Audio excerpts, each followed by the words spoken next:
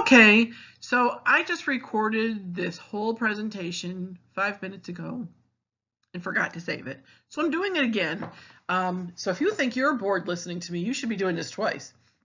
Okay, it's Karen. I just wanted to go over instructional methods. Now, I'm going to go over advantages and disadvantages of instructional methods, instructional materials, and then which instructional methods and materials relate to which learning domain.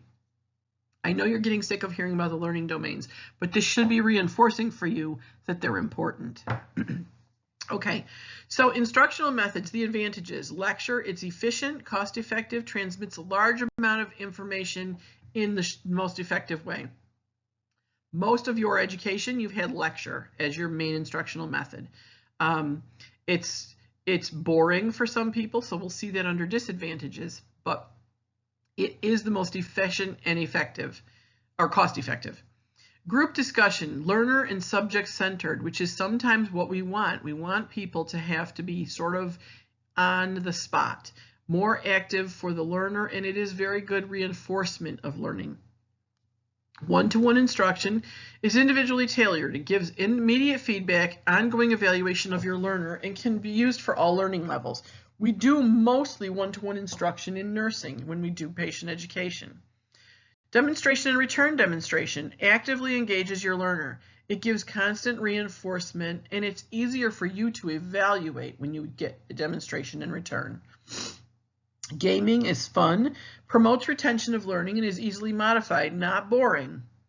But one of the things I'll tell you, and we'll see it when we get to disadvantages, it's expensive and it's hard to do.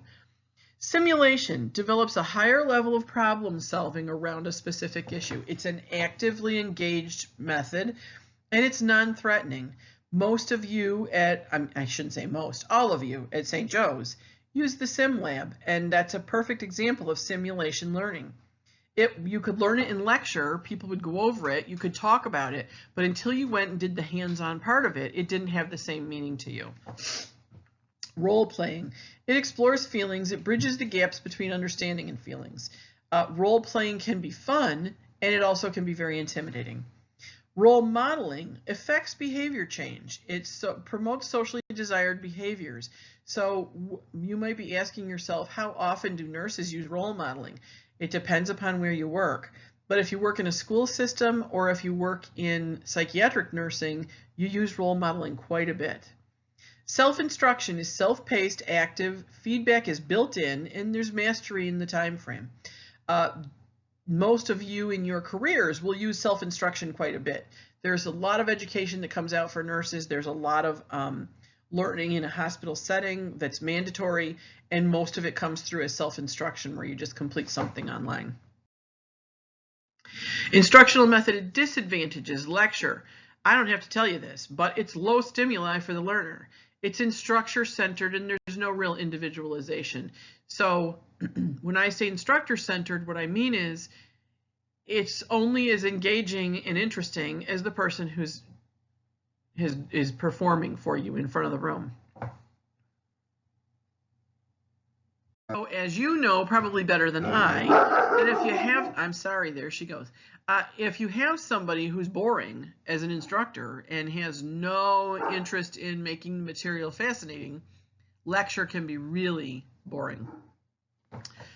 Group discussion requires equal contributions from all the learners, and it can be very one-sided by a dominant learner or a shy learner. So this is where you're going to pull in your introvert, extrovert stuff. If you had a big group of introverts, group learning is not going to work well. Or if you have too many extroverts, it's going to be a competition then, and learning really wouldn't be the best method for you. One-to-one, learner is isolated. The learner is put on the spot sometimes, and that can be intimidating or cause anxiety. However, one-to-one learning is what we use most often. So for it to be effective in nurse-patient relationships, the nurse has to come to the learner level. You have to be sure that you're not intimidating the person or talking to them as a fellow professional, which they're not. Demonstration and return demonstration takes more time, only evaluates one learner at a time, and we already know that we use this quite a bit. The reason we use it is because you really can evaluate what the patient understands and what they don't. Gaming is competitive. Competition is sometimes good and sometimes bad. It's intimidating if you're not one of the people who's super competitive. It limits your group size and needs flexible space and has physical demands. It also is most of the time expensive. Simulation is very expensive. It's one of the most expensive things on here. But it's labor intensive because you have to have somebody there all the time. But it's one of the best ways to reinforce learning. So role playing, only small groups. The group has to be comfortable with each other and over exaggeration can occur. So you can have those people that are trying out to, like, for, Days of Our Lives when they're participating in role playing.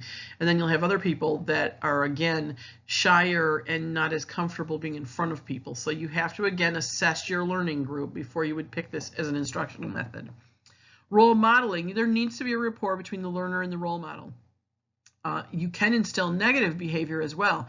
So when you're role modeling, and for instance, you have students on the floor, they're soaking up not just what you're showing them as your good behavior, but they're soaking up the bad behavior too. And as students, you all know that. You've seen those nurses that you want to role model some of their behavior, but not all of their behavior.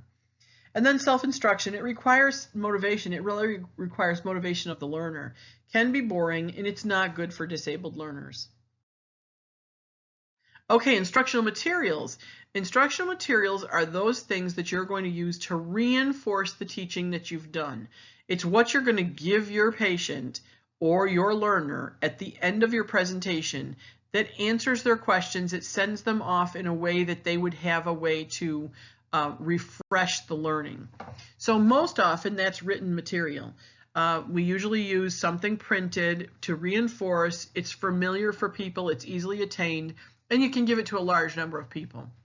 Demonstration is another instructional material that we use. So if you're in your teaching plan, if you're choosing demonstration with return demonstration, that is your instructional material, is how you do the demonstration. It does, the advantage is that it's an active engagement for your learner and there's repetition built in. Audio-visual is good for groups, applies to all learning domains, and it's good for all levels of learners. That's why oftentimes the reinforcement we have in the lecture version of instructional method is the PowerPoint. So we kind of do that so that you have both things. I'll talk about something in class and then I give you the PowerPoint as the reinforcer. Telecommunications, wide distribution, widely available and cost effective because you can reach a lot of people.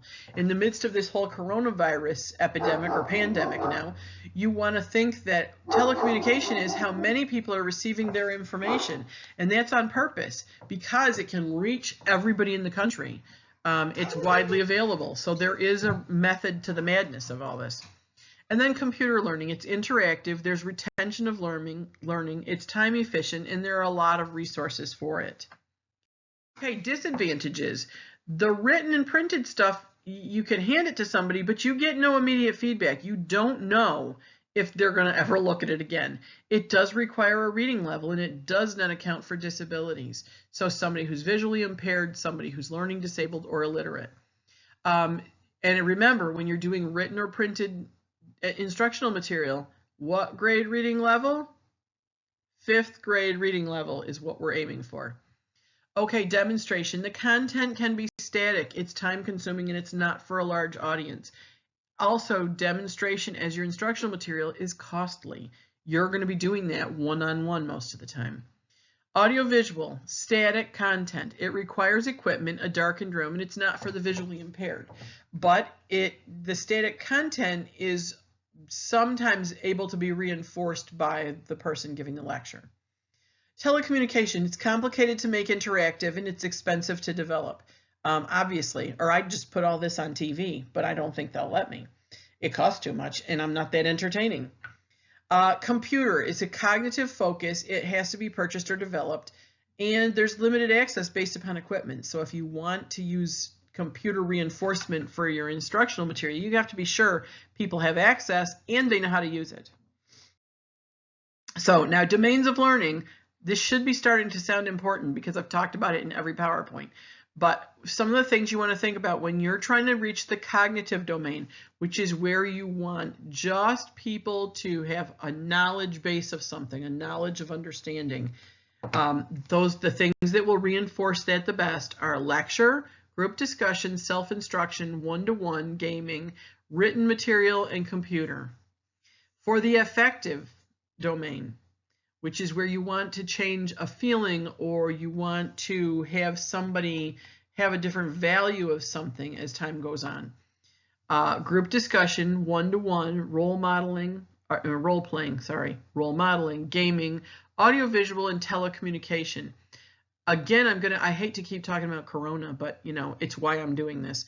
So, all the information that's come across the TV has had an effect on our affective domain. People, in some ways it's been positive. People have more knowledge about this. They're aware. The awareness has grown. People are taking more precautions, but it has also added to fear. And so people are now anxious. They're more worried about themselves and their families. And there's a heightened kind of paranoia that we're all experiencing in the world now. So that's a negative. Psychomotor reaches the domain of learning through one-to-one, through gaming, simulation, and demonstration. Because remember, this is where you're teaching a skill and you're reinforcing it and you want to see somebody do something with it. All right.